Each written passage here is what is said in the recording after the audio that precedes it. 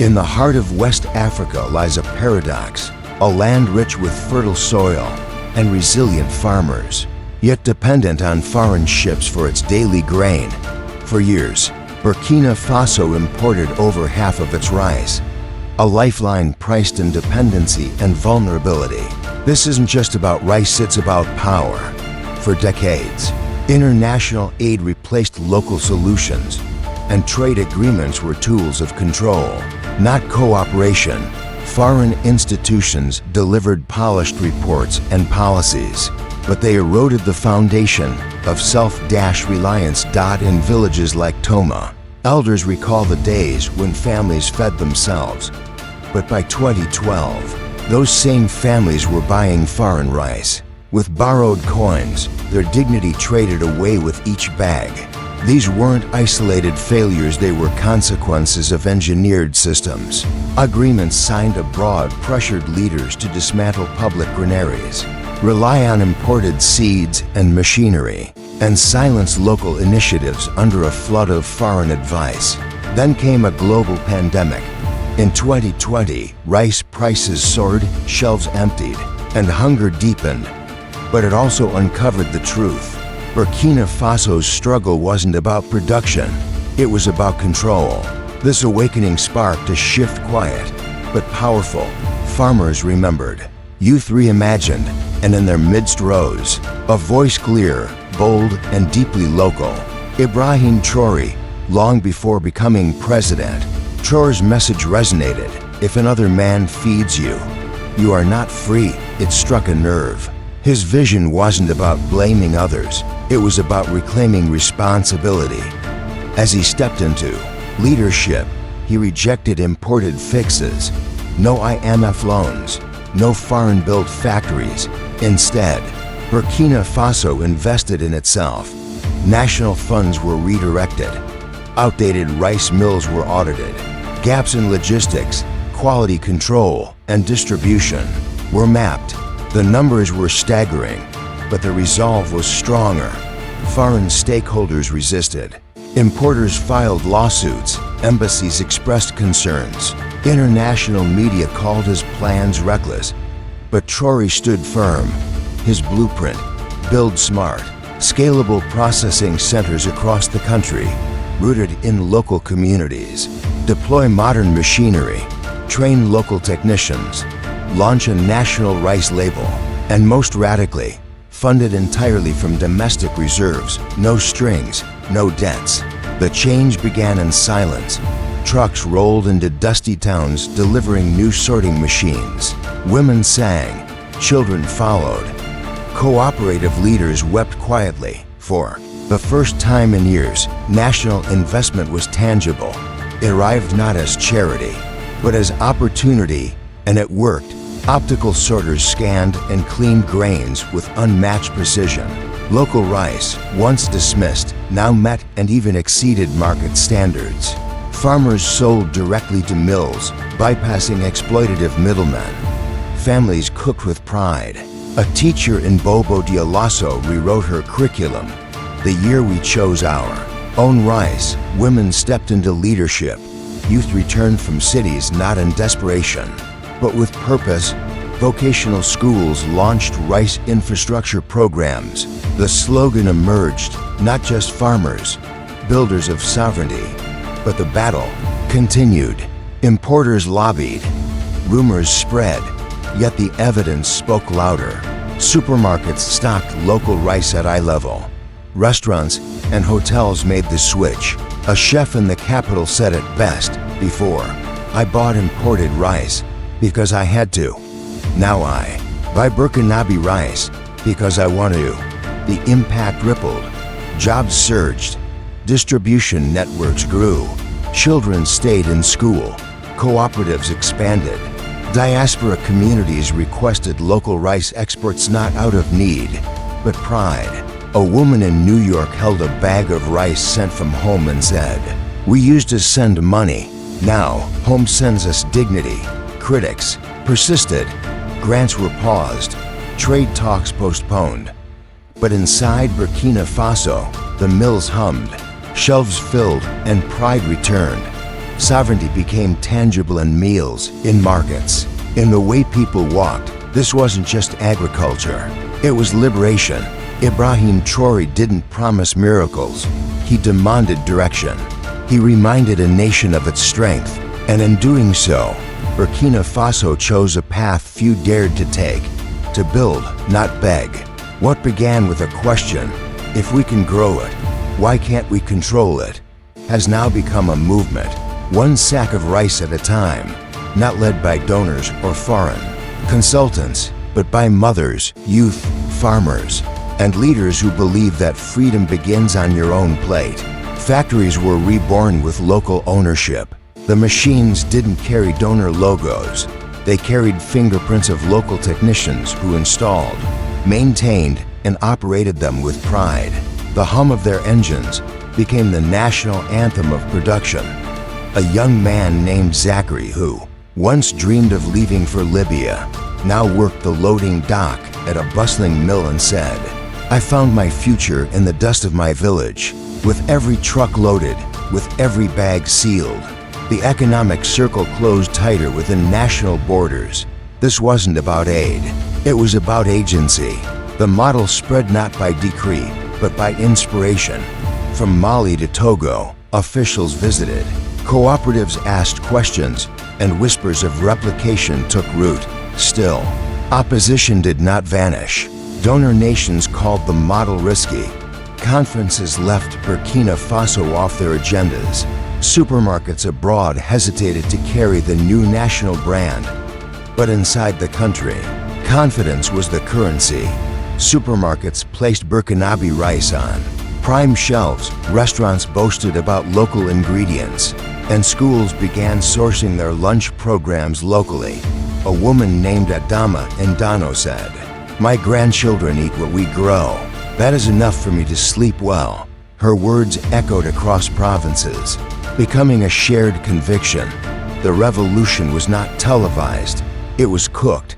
The diaspora began ordering rice from home not for savings, but for symbolism. Photos of the new packaging flooded WhatsApp groups. Young people wore t-shirts that read, "We build." It became more than a slogan, it became a declaration. In early 2025, employment in the rice sector surged past 10,000 new jobs.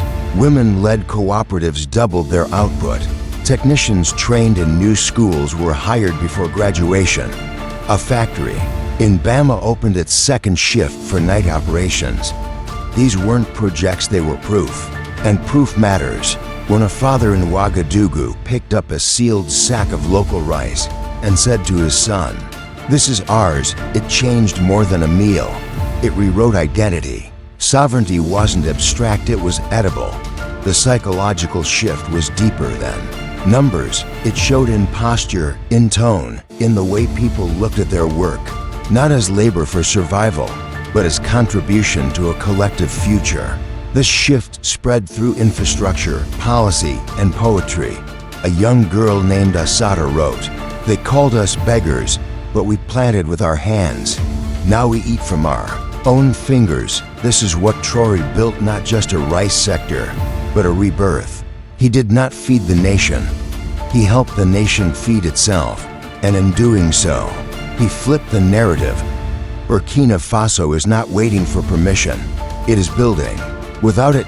So if you are watching this from anywhere in the diaspora, remember this story. If you are in Ghana, Senegal, Nigeria, know this model is yours to adapt. If you are a teacher, teach it. If you are a farmer, plant it. If you are a youth, build it. If you are a mother, feed it to your children. This rice is not just food. It is memory restored. It is dignity in a sack. It is hunger turned into heritage. The sound of freedom is not in speeches. It is in machines that hum, children that eat, and workers that walk home knowing they built something real. And to those who once laughed, who once doubted, let them watch. Let them see that Africa does not need to be saved. Africa needs to be believed in. This is the model. This is the moment. This is the movement. We do not beg. We build. Burkina Faso's story is not just about agriculture. It is about reclaiming identity. For too long, the narrative surrounding Africa has been shaped by statistics, by handouts, by policies written behind foreign desks. But in the fields of Burkina Faso, in the humming mills of Bobo Dioulasso, and in the quiet resilience of women like Mamuna and Adama, a new narrative is taking root, one where the people themselves become the authors of their future. And that future is not built on miracle crops or imported solutions. It is built on sweat, on soil, on systems designed from within. It's the recognition that real development does not arrive in cargo containers or policy briefings. It arrives in the form of children who no longer go to bed hungry, of farmers who sell with dignity, of youth who stay to build instead of flee. This internal revolution is quietly inspiring a regional wave. As Burkina Faso's rice sector evolves, it sends ripples across the Sahel. Delegations from neighboring Mali, Chad, and Niger observe the transformation closely.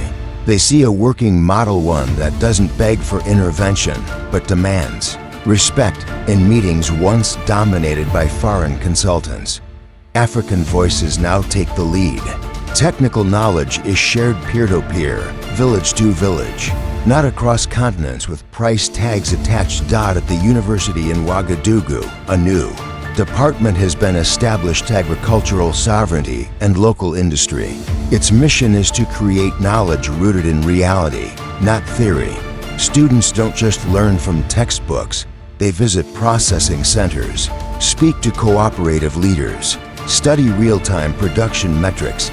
They don't just aspire to be economists or administrators. They aim to be builders, engineers of a new system, and that system is spreading.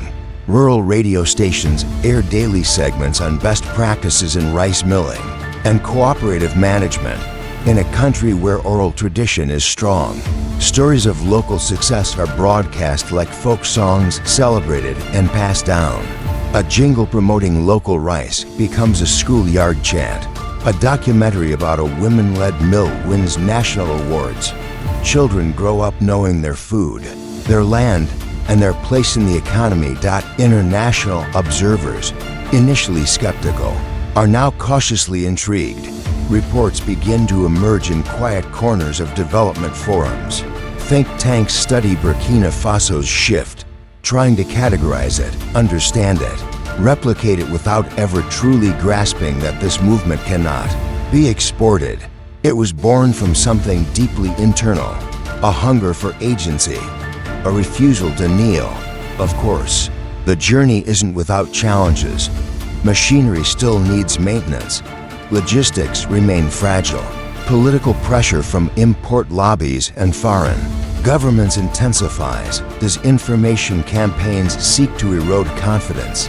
But the people have tasted what it means to produce and consume with pride. That taste lingers. It motivates. It fortifies. In mid-2025, a new milestone is reached. Burkina Faso begins exporting small batches of its local rice to diaspora communities in Europe and North America, not because of economic necessity but as a cultural offering. Rice wrapped not just in plastic but in pride. Boxes arrive in Paris, in Toronto, in Atlanta. Burkinabe families gather to share meals, not just of food, but of memory and meaning. They post pictures, they write messages. We used to send remittances. Now we send rice. Traore, never one to boast, gives only a short speech during the first international shipment. This isn't charity. This is trade. Honest, fair, and dignified. The same hands that plant will now shake hands with the world. In response to growing demand, new cooperatives form. One in the Cascades region names itself the Builders of Sovereignty. Another in the north adopts the slogan "From our fields to the future." These aren't marketing gimmicks, they're declarations. Every new mill becomes a vote of confidence in a different kind of future. Every job created is a brick in the house of independence. And it's not just about food anymore. Inspired by the rice sector's revival, parallel movements begin to emerge. Cotton cooperatives demand better local processing. Fruit growers push for national canning and drying facilities. Artisans start branding their crafts not as exotic exports, but as heritage goods made for local luxury. The message is spreading. If Burkina Faso can build its rice industry from scratch, with no loans and no debt, then what else can be reclaimed? Burkina Faso's quiet defiance is becoming a blueprint, not for imitation, but for inspiration. A reminder that no nation is too poor to own its destiny, that sovereignty begins with production, but ends with pride. The kind of pride that stands tall even without applause. The kind that feeds more than stomachs, it feeds a story that had long been silenced. And if you're reading this far, you are now a part of it. Because stories spread, and so does belief. Tell someone, share it. Teach your children that rice can be revolutionary. That tractors are not just tools, but symbols. That a country's strength is not measured by its GDP, but by its ability to feed its people. Teach its youth and dream its own dreams. So remember the sound, the hum of a factory, the laughter in a village where hunger no longer lives, the prayer whispered over a sack of local grain. That is the sound of freedom. That is the sound of Burkina Faso rising. And if you believe in this story, if you feel it rising in your chest, write it below. We rise, not because someone gave us permission, but because we gave it to ourselves.